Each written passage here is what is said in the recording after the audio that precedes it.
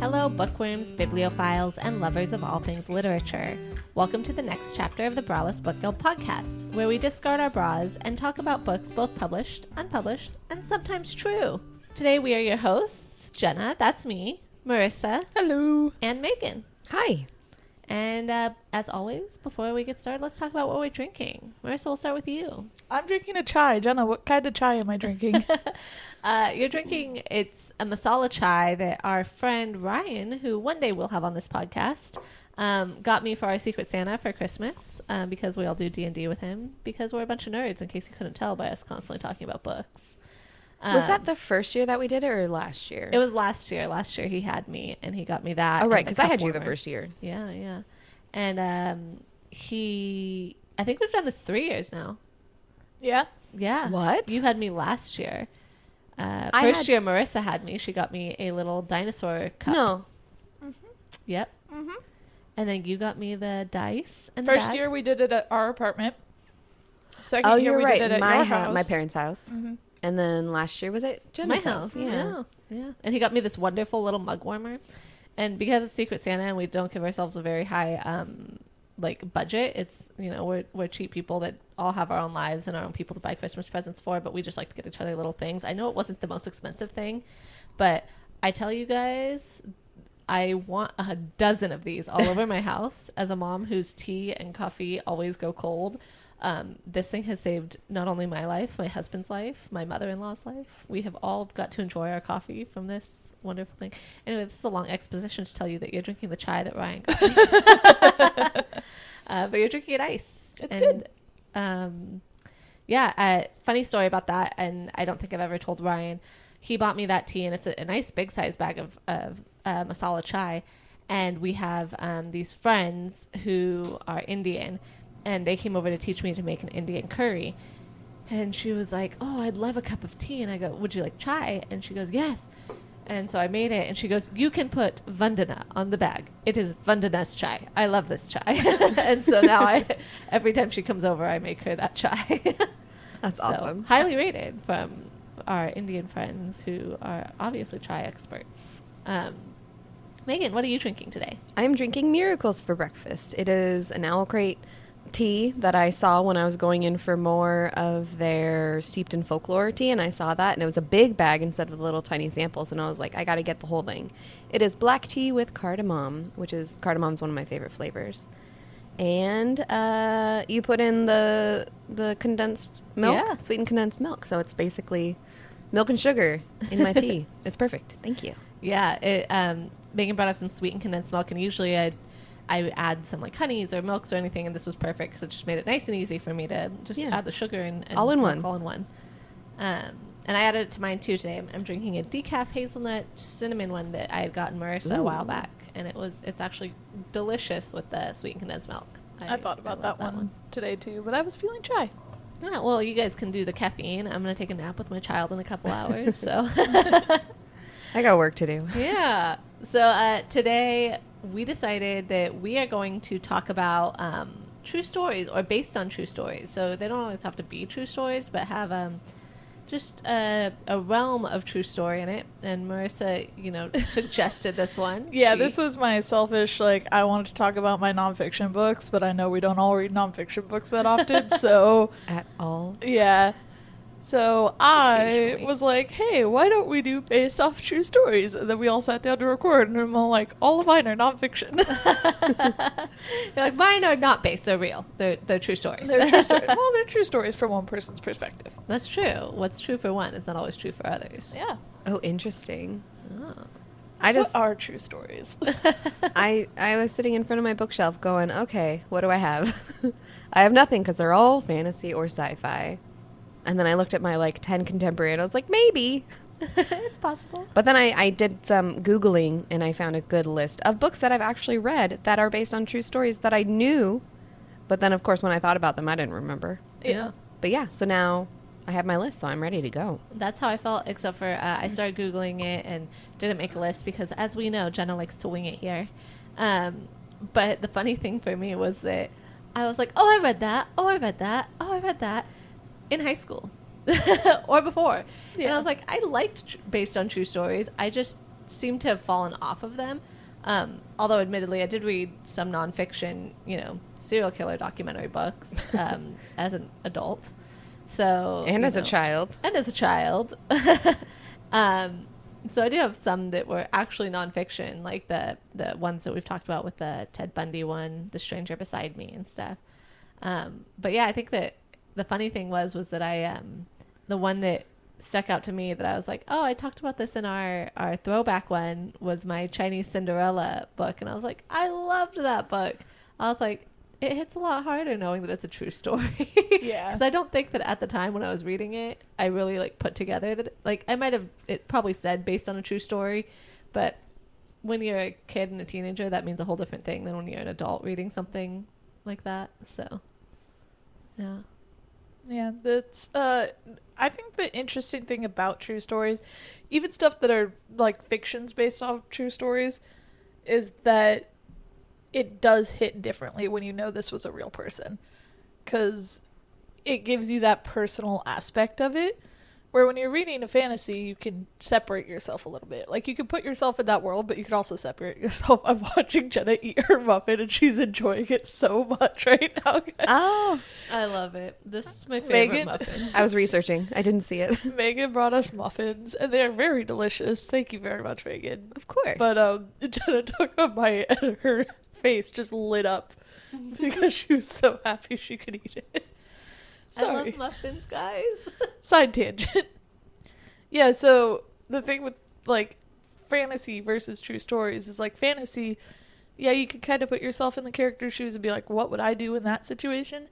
But in true stories, it's like somebody actually went through this situation. Right. Even if it's based off of a true story and it's not 100% true, there are aspects of it that are true. There are things that happened to this person that are very similar, or this person was a real person that actually had to go through something very similar. Yeah, I think the one that always, I think that we've all read a lot of retellings of is the Anastasia things. Oh, right. I mean, we've all read, like, the Heart of Iron and, I guess Marissa did I've not not read read that one. Lifelike. Yeah. And I There's always so many. I loved Anastasia retellings. One of my Royal Diaries that we talked about also in my youth episode had Anastasia in it, and that was a really good one too. And I loved Anastasia retellings.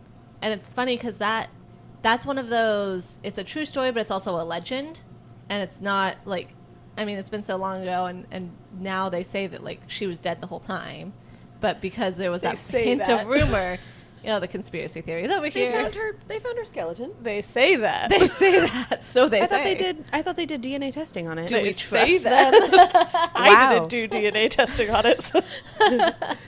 We got conspiracy theorists over here. Yes. But yeah, they have all those rumors and that sparked such interest that I think true stories sometimes make for better fiction because people are like, oh yeah, what if that did happen? Mm-hmm.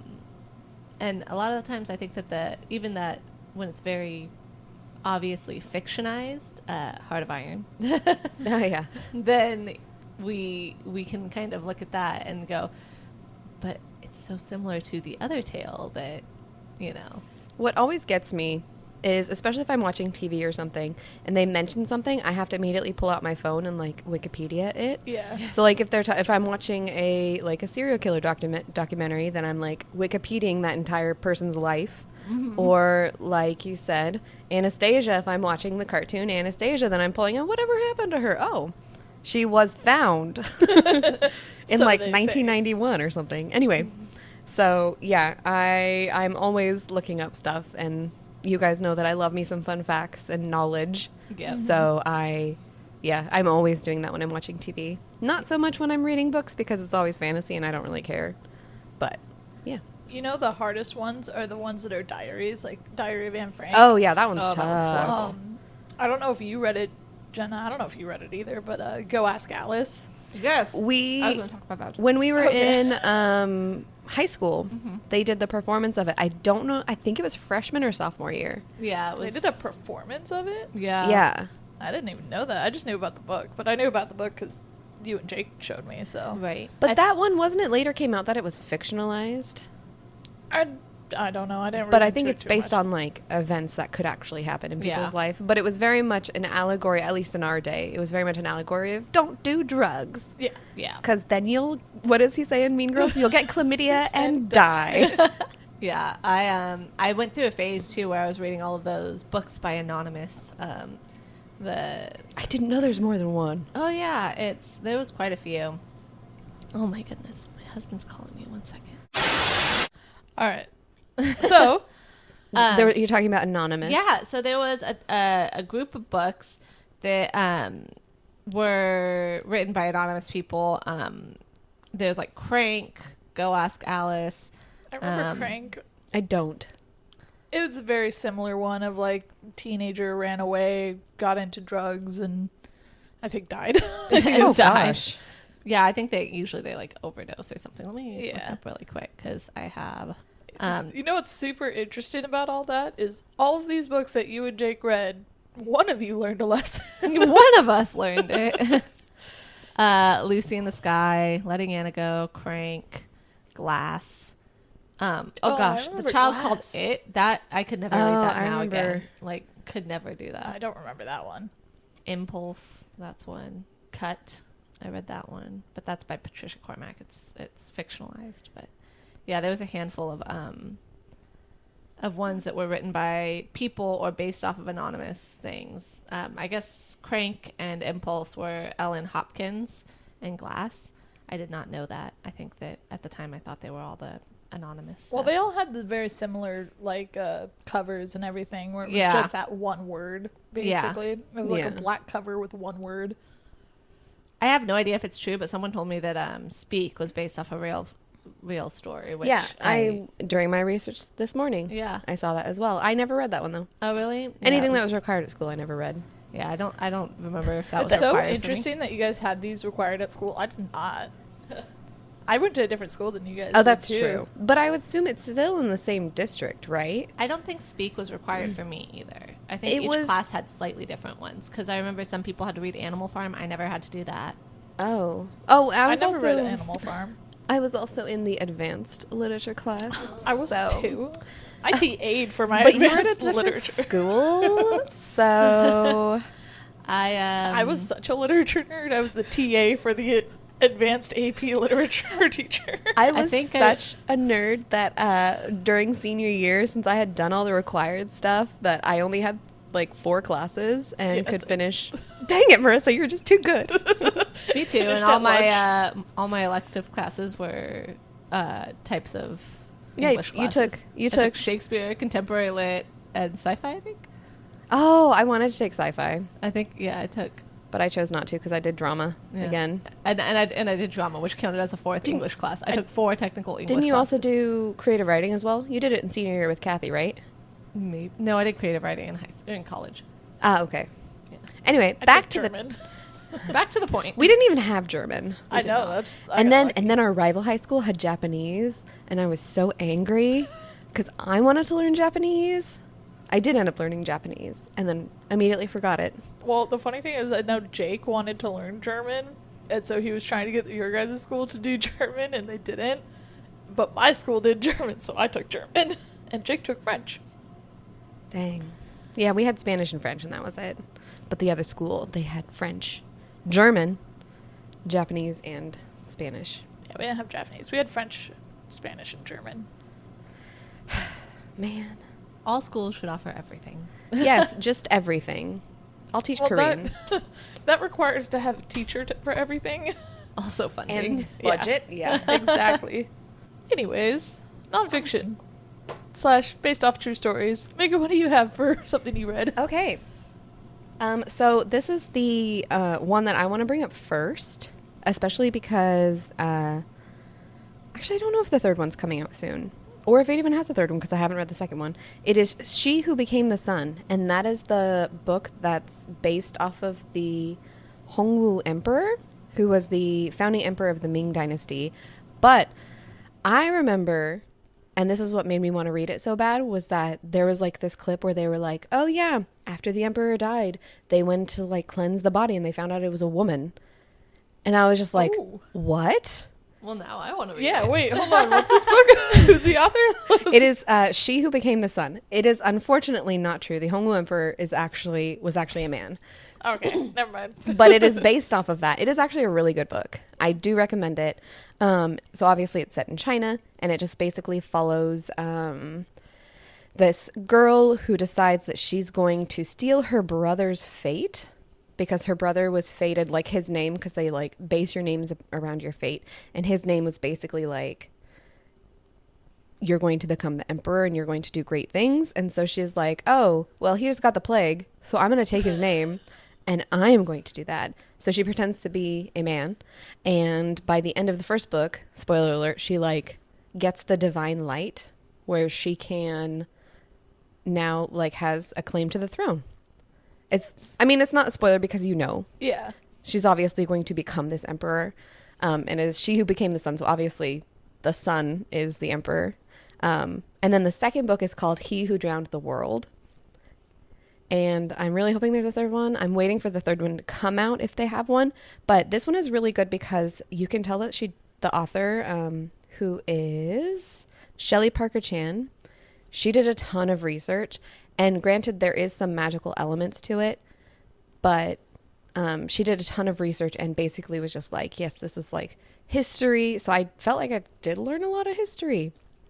And yeah, it has like, it has like a lot of really cool characters, and just kind of follows her life as she like decides that she's going to be a man.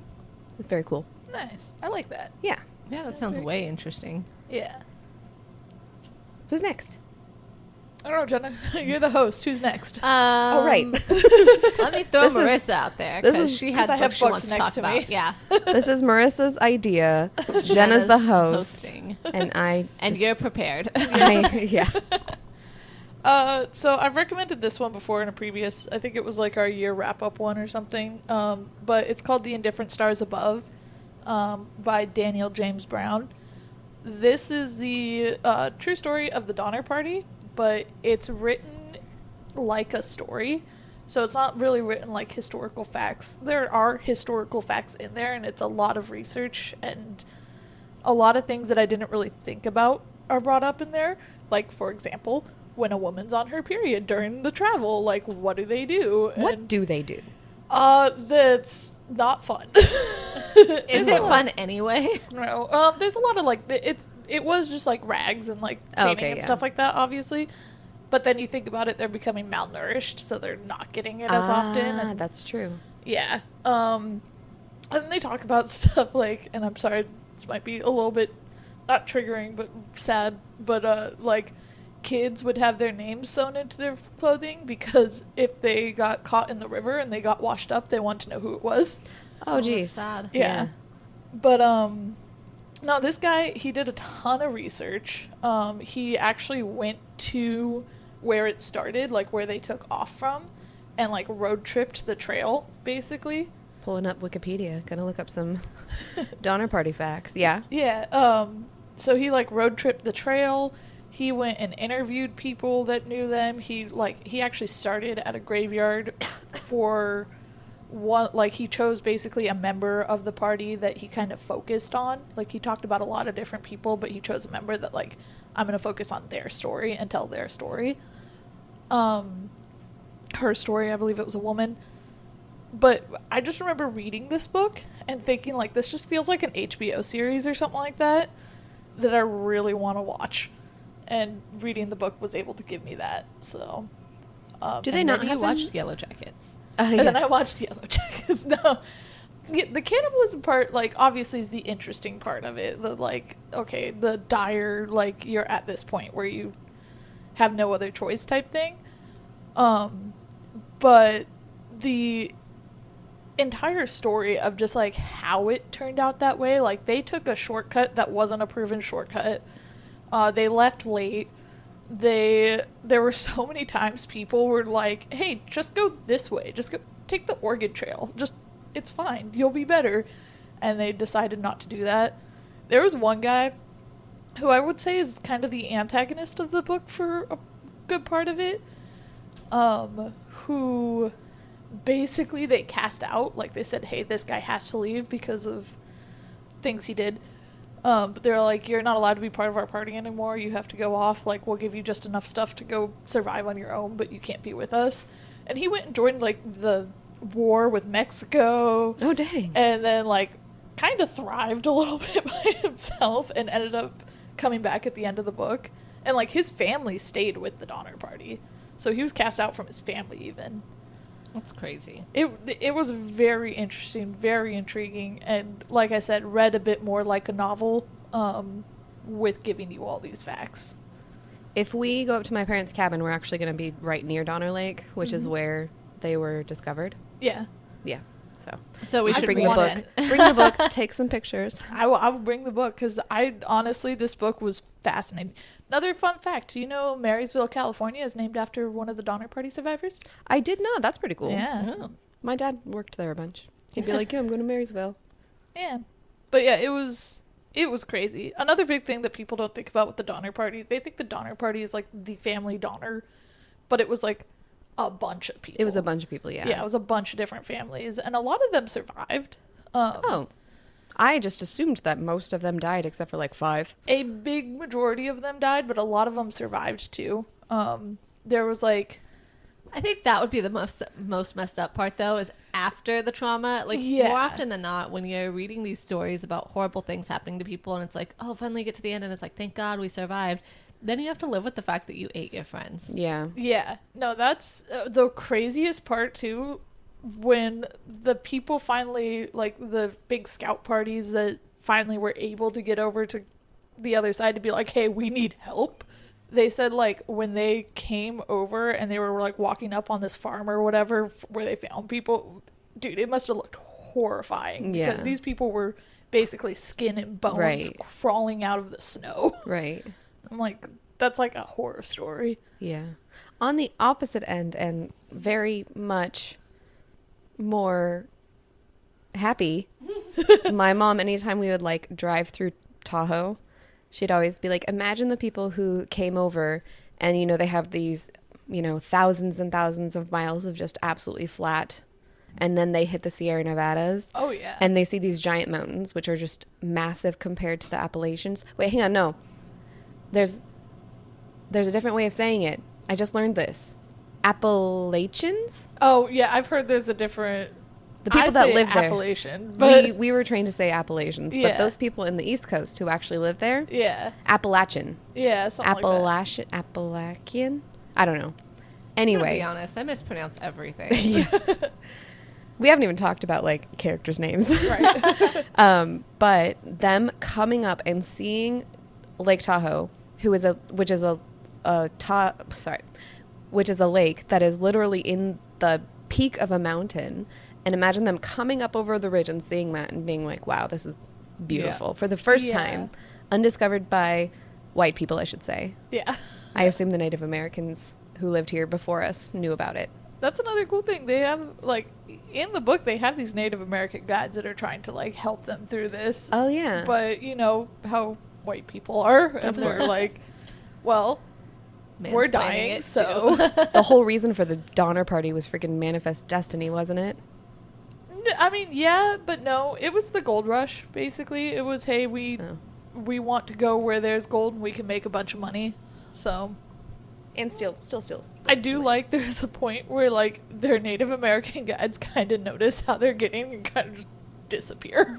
They walk away. What is it from New Girl? The awkward moonwalk away.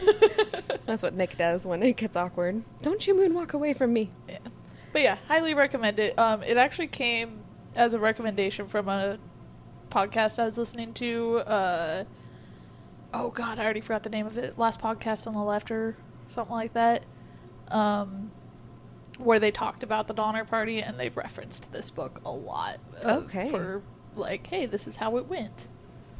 I think my parents would really like that. They love a good nonfiction. Mm-hmm. I will recommend that when... I love nonfiction that doesn't read necessarily like nonfiction.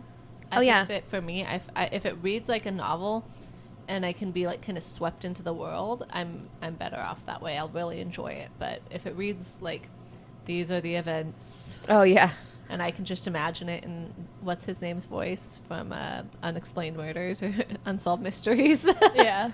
That's why I desperately want to read a book about dinosaurs, because I love dinosaurs, but they're all so dry, and just being like, this dinosaur is from the Cretaceous period and lived from this time to this time. And I'm just like, just tell me cool facts about dinosaurs. It's the same thing with any documentary. I find, like, I go through a million documentaries that I don't like because they're just boring documentaries to find the ones that are, like, entertaining and actually get you pulled in. Mm-hmm. Yeah, agreed. All right, do you have one, Jenna? Or are you just here for the ride today? I did have one. I the funny thing is I was all prepared, and then I got really into Marissa's book, and I Yes, put my phone down and forgot all about it. Actually, I'm already handing you off a book today. I should do this one. Here, have this one, and this one, and this one. If we go up to the cabin for a reading weekend Yes. / let's writing do it. weekend, we gotta I'll bring bring the that book. book. Maybe I'll read it. I was going to say, I'll read the book aloud to everybody over the campfire. Oh my god. Oral tradition. I love it. We don't have a campfire up there. It is just a what are those? Stove. Those like old fashioned circular barbecue. Is it just a Coleman barbecue?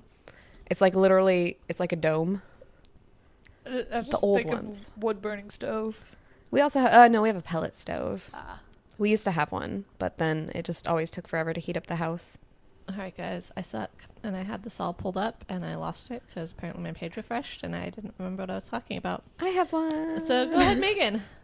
All right. So, in keeping with taking historical facts and changing it into fiction, I've mentioned this one before, but it's And I Darken by Kirsten White, and that is the gender bent retelling of Vlad the Impaler. And yeah, it just follows Lotta as she basically takes control of her own destiny as well, similar to She Who Became the Sun, and becomes this basically war general who takes no prisoners and doesn't mind impaling people. Doesn't mind him. I haven't finished it. I've only read the first two. I do plan to finish it by the end of the year because that is one that's been sitting on my shelf since 2017, and I'm finally proud of myself for actually getting to it because that was my goal this year, remember? Yeah. Pretty certain that one's been sitting on my shelf since 2017. Right. It sounds familiar. I just didn't know what it was. Like, the name sounds familiar, but I didn't know what the book was about. So Yeah. She's very much obviously because it's Vlad the Impaler, but she is very much a anti-hero. I don't know. She's very much a villain. Yeah. Yeah. She So, impales people, so. but the actual history of Vlad the Impaler is that he actually did a lot for the country at that time. I forgot the name of the country. It is no longer there. It is now part of bunch of other countries, but he did a lot for like bringing these like tribes of people together to create a country, and did a lot to actually help them. And where the impaling part came from was any of his enemies, or like anyone who tried to wrest his control away from him. So yeah, I haven't quite got to the actual impaling part, and I assume that's in book 3. Wow, 3 books for impaling. Never mind. I don't want to read it. I like it because there is like just the tiniest hint of romance. And, we've talked about sometimes you just want a book that doesn't have romance in it. It has just the tiniest hint of romance that isn't, like, it's not the focal point of the story. It's mostly just about her kicking butt and her using that romance to her advantage. Nice. So, yeah, that's mine. I remember what I was going to talk about was The Hate You Give. Oh, which right. Isn't necessarily based on true story, but it's based on a lot of true happenings. By Angie Thompson. Angie Thomas. Yeah, that's right. I was so close. But yeah, it follows a young girl who is with her friend and dealing with the aftermath after he gets pulled over and is killed in a police shooting. And that did not need to happen. That did not need to happen. And what I found interesting was what I did. Okay, the whole book is interesting. The whole book is horrible and eye-opening and interesting, and it really makes you think of things from a different perspective. But the name, The Hate U Give, is based off of Tupac's Thug Life, which was the hate you give little infants everything. Sorry, bleep that out, Marissa. Thanks. But that's his Thug Life. Which I didn't know that I mean, I'm not very familiar with Tupac. My husband will probably kill me. He's going to sit there and teach me all You the can life of learn. He Tupac. can teach you. But yeah, it was an amazing book. Really well done as a movie too. So The movie, I cried the whole time through that movie. It is so heartbreaking, but Yeah. so important. And then when I read the book, I thought, okay, well, I've seen the movie, so I know what to expect. I cried yes, the whole way through that book. It was so beautifully written. And yeah, the movie was, again, like you Yeah. said, so well done. my husband, he has friends who have been killed in police Oh, gosh. shootings, and then we went to see the movie with my stepdad, who's black, and I remember my mom and I, who are both white, obviously, it hit us, but walking in with them and walking out with them, it was like we walked in, they were like, oh yeah, we're gonna watch this movie, and then we walked out and it was like just this heavy feeling, and like it opens up a lot of important conversations that need to be had, but it does it in the beautiful way that fiction allows people to read about, where it's still a story and things are allowed to be said and done that maybe people aren't going to do necessarily in real life or say in real life. Yeah. And not to say that people haven't said these things, but it gets the message across in a way that if it was just a memoir, people might not read, you know? Also, the actress in The Hate U Give, Amanda Stenberg, she is like the queen of YA. Yeah. Because she was in The Hunger Games, she Yep. was Rue, and then she was in Everything, Mm-hmm. and that was the Nicola Yoon book. And then, well, now she's in Star Wars universe, in The Acolyte. Yeah. Yeah, She's coming so- around. I didn't recognize her at first when I saw the first episode of The Acolyte. But yeah, I'm glad that she's kicking butt and doing movies that like are important. Yeah, exactly. Yeah. What about you, Marissa? Another book? Sorry, I had to look up because there's a movie. There was a TV series too, but I think the movie was better, and I wanted to see if it was actually a book too. I don't think it is. Which one? But it's called Dear White People. Oh.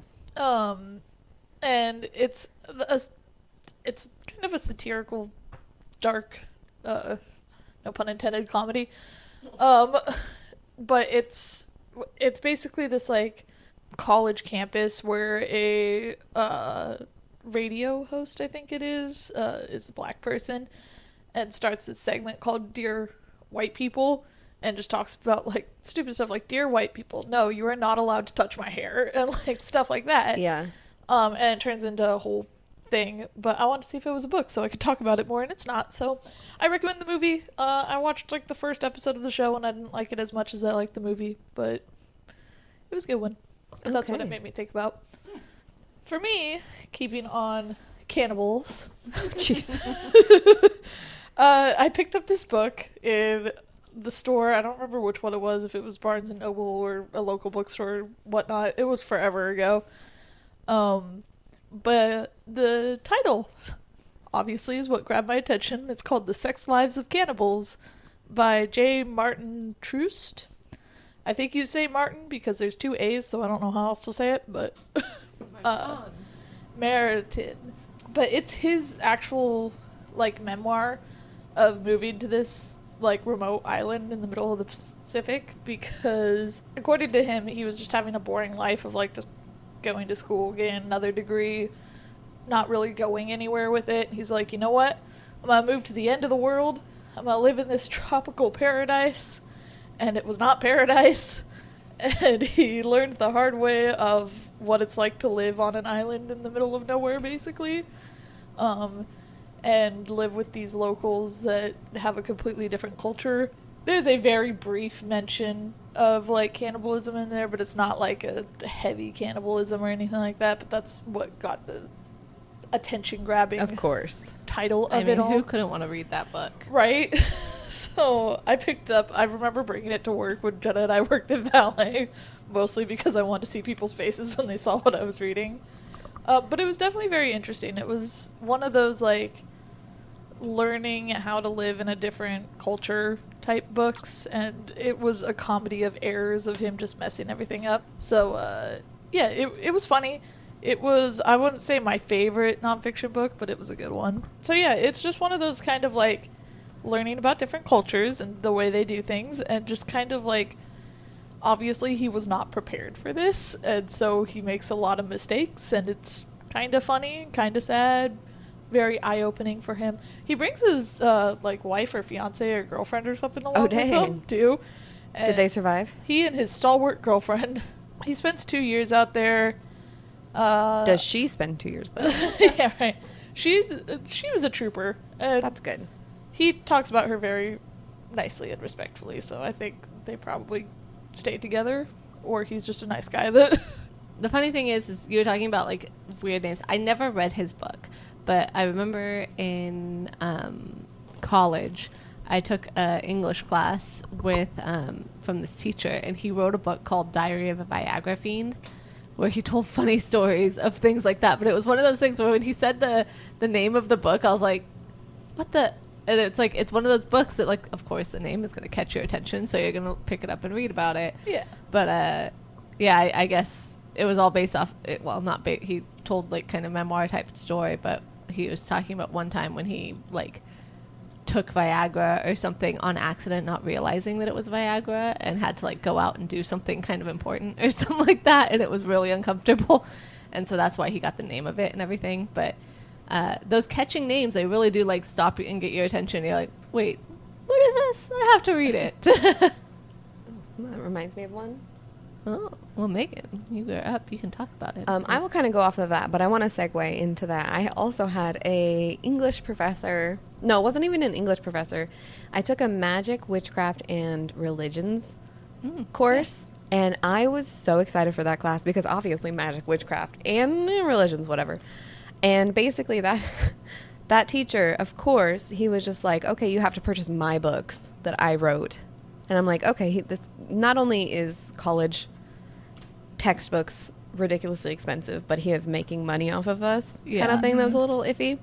But it basically went from, okay, yeah, here we're going to talk about like some of these religions, and okay, now let's get to Catholicism. By the way, everybody, Jesus was a mushroom. Yes. And I was and the rest of the course, it was like the first month was actual like coursework, and the rest of the course was him just ranting about how Jesus was a mushroom and showing us all of these depictions of, you know, the red mushroom with the white spots, the Amanita muscaria or whatever I think it's called. Amida? I don't remember. And he was like, this is the mushroom, so that what you do is you cut it. I'm teaching everyone to get high. You cut it, and then you dry it out, and then you soak it in water, and then you drink that water. Otherwise, the mushroom itself is actually poison. But if you drink the water, it makes you have a psychedelic trip. And so he's saying that the people did this, created Jesus. And I do not mean to offend anybody who is religious. I am just reiterating what I learned. I do not agree with it. I think that's an amazing lesson. It wasn't a lesson. It was an entire course, Marissa. It went on and on and on. And then he was like, hey, guys, for extra credit, I want you guys to come to my psychedelic garden. And I was like, what? And I think I was like 18, 19 maybe at the time. And we grew up in a very small town. I was very sheltered. I did not have anything to do with drugs or anything. And I was so like, what? Obviously, I don't need the extra credit. I did my work. But he said, well, obviously you guys aren't allowed to like take anything, but I'll show you what's what. And I just remember being like, what? Is this every one of our listeners is going to be like, where the hell are they going to college? You can now find this professor on FBI's Most Wanted. Yeah, actually, I want to know what happened to him. I'm going to I'll do some research tonight and see. I'll even bring up those books that he said if anyone is actually interested. Oh my God. He also, oh God, it was so weird. His entire body was covered head to toe in tattoos. Well, I should say neck to toe in tattoos. And it was all like religious, like depictions and everything, like every type of religion and every type of like belief system, I guess. Just his entire body was covered. And so we got like some real intimate shots of him Oh my god. and it was all in his book, and I was just like, "Ooh, this is a lot." It was a lot. I was excited for like, you know, the magic and the witchcraft part, and we didn't get that. We just got mushrooms. You know what's funny is I wanted to take that class, and I heard that the professor was a little kooky. Eccentric, yes. Yeah. And so I was like, you know, I don't know if I want to get into that if the professor is going to be hard to deal with. And I had another professor that was like one of those, people are, and I had a bad experience with them. So I was like, yeah, I'm not going to do that to myself. Save yourself. So now I'm really, I don't know if I'm upset that I didn't do that, because that sounds like quite the experience. I wish I'd been there with you for it. But this is a big lesson. Always go to rate my professor before you go to You choose your professors. Yeah, because I did that with the business class I took, and me and my two bosses took the same business class, but we had two different professors, and I did rate my professor, and they did not. And You got the good one? I got the good one. Yeah. oh, so smart. In our day, I mean, we had the internet and everything, but it wasn't as easily accessible at your fingertips as it is now. That's true. Yeah.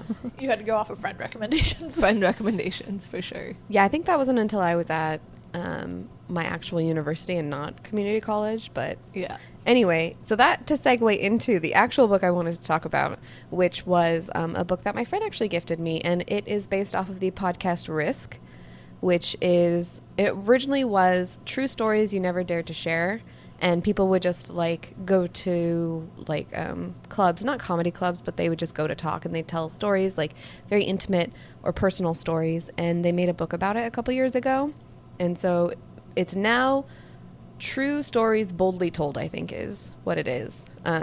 And there were so many, that was like before I got into the Adventure Zone, but that was what I would listen to, and I really loved it.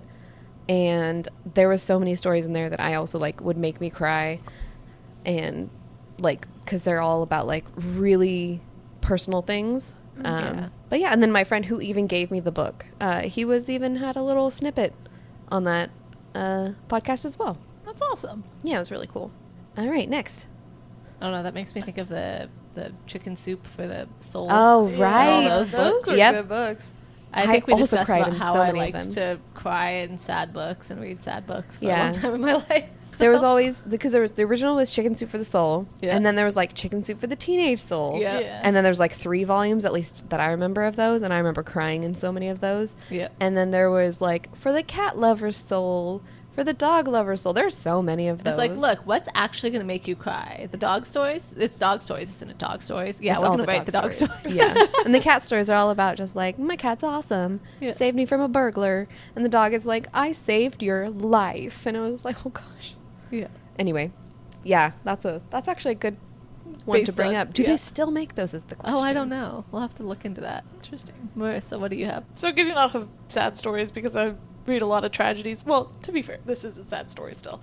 But I read a lot of like bad tragedies. This one's just more of a social tragedy. Not like a Shakespeare tragedy where they die at the end. He dies at the end. Oh gosh. Oh gosh. Well, I mean, this one's so it's the Harvey Milk interviews. Oh, yeah. For a while, I got really into, because I didn't know who Harvey Milk was for a long time. I don't even know who that is. Harvey Milk was Oh, he was the queer he was the gay guy that was running for mayor, I think, in San Francisco. Yeah. Okay. Yeah. There's the movie with Sean Penn, right? Yeah, yeah. Okay. So I watched that movie. I really liked that movie. It was a good one. It also has Pedro Pascal in it. What? Yeah, he plays his boyfriend. Oh. Yeah, it was He's weird. everybody's boyfriend. Yeah. We love a good Pedro. One of his boyfriends, I should say. He's got a lot in there. But yeah, so I got into this thing of like, I didn't know who Harvey Milk was, and then I learned about him, especially because of Pride and stuff, and I did what Megan does, where I started just researching and obsessing over it just to figure out the history of it all, because I feel like that's very important for a member of the LGBTQ plus community. But yeah, so I picked up this book. I would say this book is a little bit less like a storytelling book from one other two, and more like a Biography? yeah, a little bit. Not a memoir. Memoirs are you write about yourself, or can a memoir be written by another person? I don't know. So a think a memoir is like a biography. specific. Biographies are like your entire life. Memoirs are about specific moments.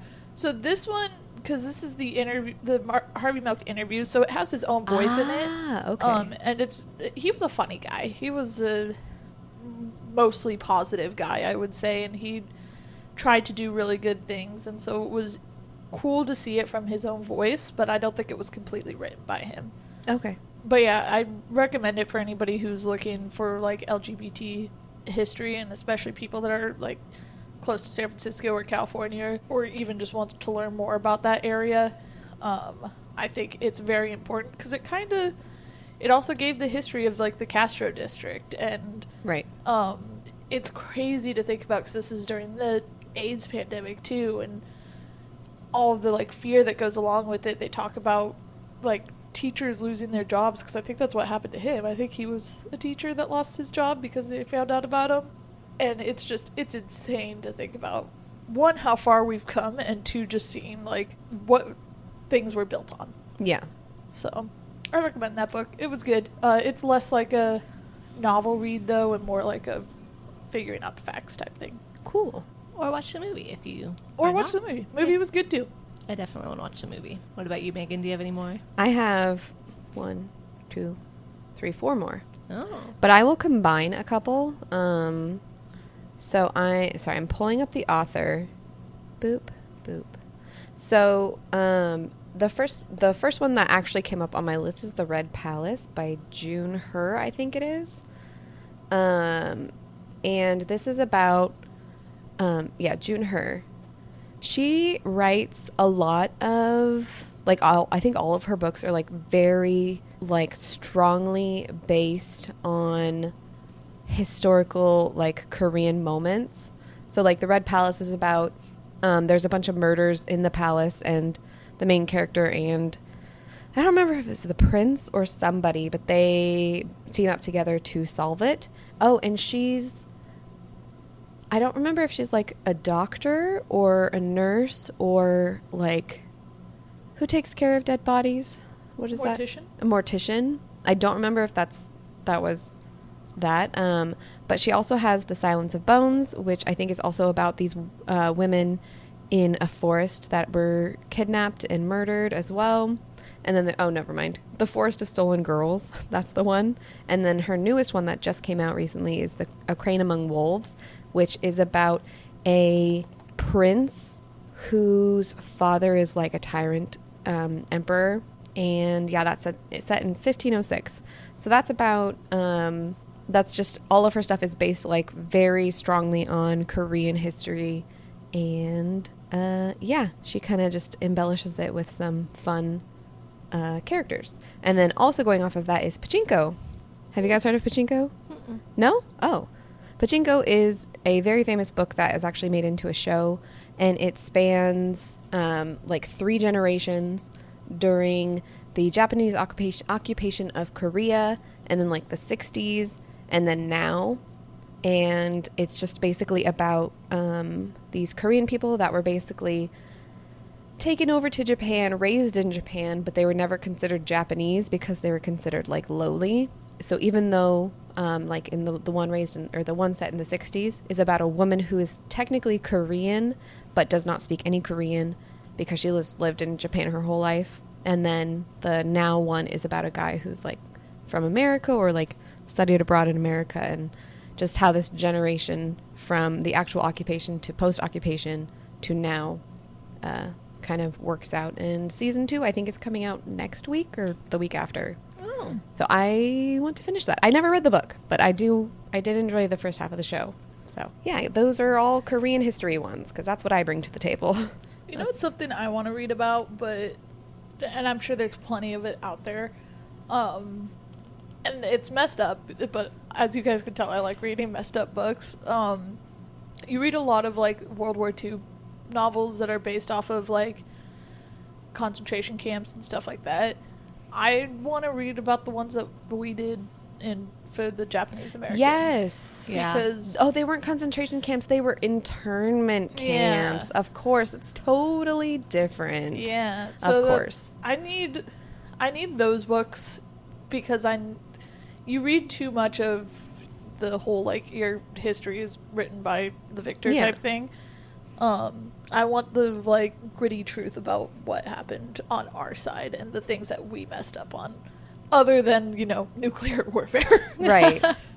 Right, Than like teaching the world a lesson. I mean, even Vietnam is just filled with Vietnam's horrendous. terrible. Yeah. And they just the hard part about Vietnam is a lot of people won't talk about it either. Right. Still. Yeah. Yeah, it's still After so many years, yeah. too bad for them. Yeah. But I want to see the stuff, our own camps that we had. Exactly. And I want the truth about it, which obviously I'm never going to know the full truth, but I wonder, George Takei from Star Trek, I think he has a memoir because I think he was raised in an internment camp. really.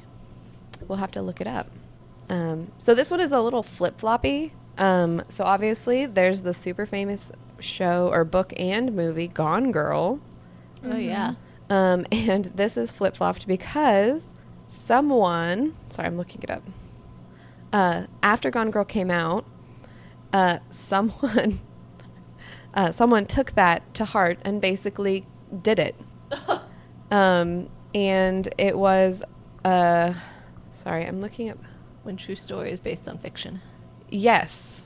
That's the life imitates art imitates life. Right. And so this was the one, I actually watched the documentary on Hulu, and it's about Sherry Papini, who basically took that, and it was like, I was in Korea at the time, so I didn't know, but my mom was saying that it was like a really big thing in the news when it happened.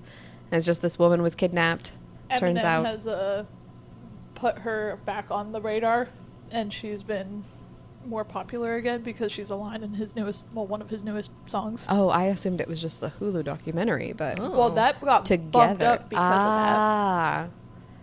Because Yeah. everybody started searching who was Sherry Papini. And why is he referencing her? Yep. So yeah, she basically took the Gone Girl, and it was so interesting in the documentary how the husband was like, yeah, I don't really believe her. Something's going on. Something's like real shady going on. And he's like, we'll just get back to our regular life. And it was like, oh, nope, turns out she faked it all. So yeah, that's my last one. Yeah. Oh, well, I think what's interesting is how different each of ours were. Yeah. And how there's so many different like niches for based on true stories, and how much you can find each of those. I would be more interested to find out how many books we don't realize had roots in true stories. Game of Thrones. Yeah. Game of Thrones is one of the big ones, actually. Yeah. Yeah.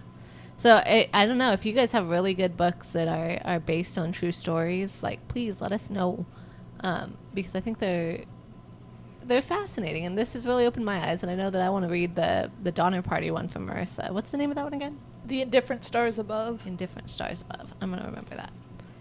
And if you have any nonfictions, Yeah, nonfictions, please send them to Marissa. suggest them to Marissa. Jenna will read the serial killer ones. Yeah, there's some that I'll read. If it reads like a novel and it's interesting enough, I will probably pick it up at some point in that.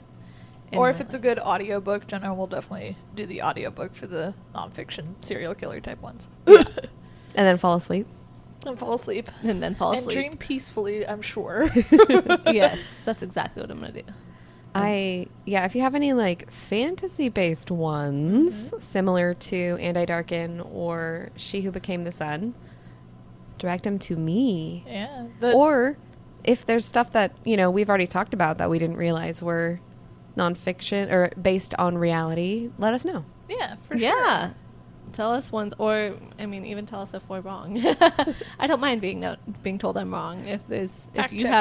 If you have facts about things that we talked about that we misspoke on, I want to know about it because I like to learn things. That's what I enjoy about the nonfiction books. Oh, that's what basically all the My Lady Jane, My Calamity Jane, Oh yeah, My Plain Jane. I thought all about of that those. one when I was talking about stuff based off true stories. I'm Yeah. like, based Technically. based off of real people. There you Yeah. go. Stories are completely different. Well, My Plain Jane was Jane Eyre, which is Yeah. not a real person, but still.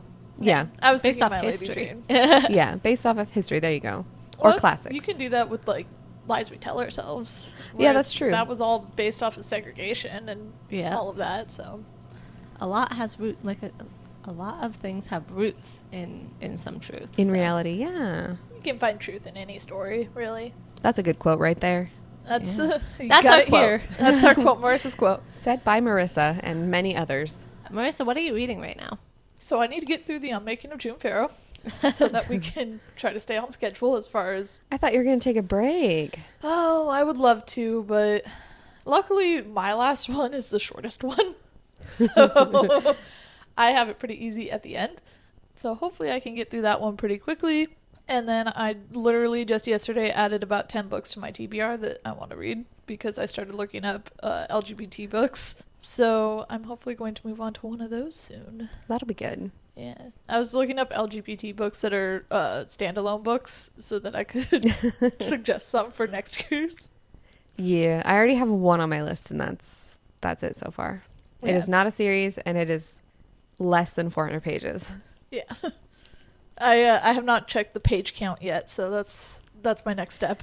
One thing I've noticed is LGBT books tend to be on the shorter side.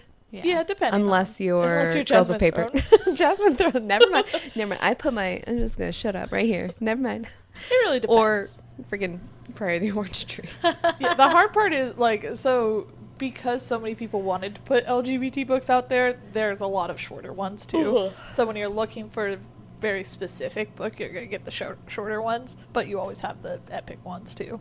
The ones that I've seen are YA, so they tend to be shorter, yeah. That's true. What about you, Megan? What are you reading? I am reading Ballad and Dagger by Daniel Jose Older, and this is the second male author I have read this year. The other one was Brandon Sanderson. Wow. Your third? My third. Under the Whispering Door. Oh, you're right, Under the Whispering Door. My TJ third Male male author that I'm reading this year. This is actually an Owl Crate book that I've had on my desk or shelf for a while. So I'm happy to kind of get into it and see how it goes. So far, the first prologue was entirely in Spanish. So I was driving while I was doing it, and I was just like, did I pick the wrong book? Is it actually in Spanish? Or did I get like the Spanish copy? I don't know. And then I realized, okay, that was just the prologue. Chapter 1, here we go. So, yeah. I'm only 18% through. And so far, it seems pretty cool. It's a kind of fish out of water fantasy where an island in the Caribbean disappeared, and these people who lived there are Atlantis. now... Yeah, it is the Caribbean Atlantis. That's specifically what it says. Nice. And they're living in Brooklyn trying to survive. And they're pirates. But it's like set in present day. How Brooklyn? interesting. Yeah. Interesting. So Usually it's Boston. maybe it was Boston. I'm pretty sure it was Brooklyn. I mean, it could be. I don't know. Makes sense, too, but usually when it's pirates, it's Boston. But yeah, he just discovered he has magic. So Mm. yeah, I'm interested to see. Oh, there's ghosts in it too. So I'm interested to see how it goes. And You'll have to keep us updated. we'll let you know. I am actually between books right now. So for me, my Libby app decided that it's not going to work. So that makes me really No. sad. But I guess it's perfect time because Marissa's handing me The Adventures of Amina Al-Sarafi. So, And you did say you wanted to read the physical copy. and I did say I wanted to read a physical copy. So, And you'll get all three of our notes. and I'll from get- last book. all three of the I'm notes so because I get the excited. last book. So maybe it's meant to be, and I'll be able to read the physical copy, and my Libby app will start working again because I have like 7 books right now that's saying you're ready to borrow this book, and then I go to do it, and it's like, just kidding, your library card's not real, and I'm like, but it is real, and so now I'm just sitting here crying with all 7 of my books that I could choose to read right now, and can't read any of them. R.I.P. I know. But I did choose our quote. So, Perfect. I'll be reading Amina Al-Sarafi, guys. That's where I'm at. And our quote for today is by Stephen Knight. And it says, "True stories are always good because they're so odd and so unlikely." And I think I like that one. Life is just odd and unlikely, isn't it? Right. Yeah, so thanks for joining us, guys. Yeah, thanks for Jenna. joining us. Before we go, though, I'll remind you guys. Sorry. Find us on Facebook, Instagram, the Braless Book Guild Podcast. Send us an email, the Braless Book Guild Podcast @gmail.com. Like, rate, review, subscribe, all the good stuff. Let us know that you're listening because as much as we love to talk, we like to interact with you guys. So please send us some information so that we can interact with you and it's not just the 3 of us talking each other's ears off. All right, guys. Well, thank you so much for joining us. Until next time. Bye. Bye.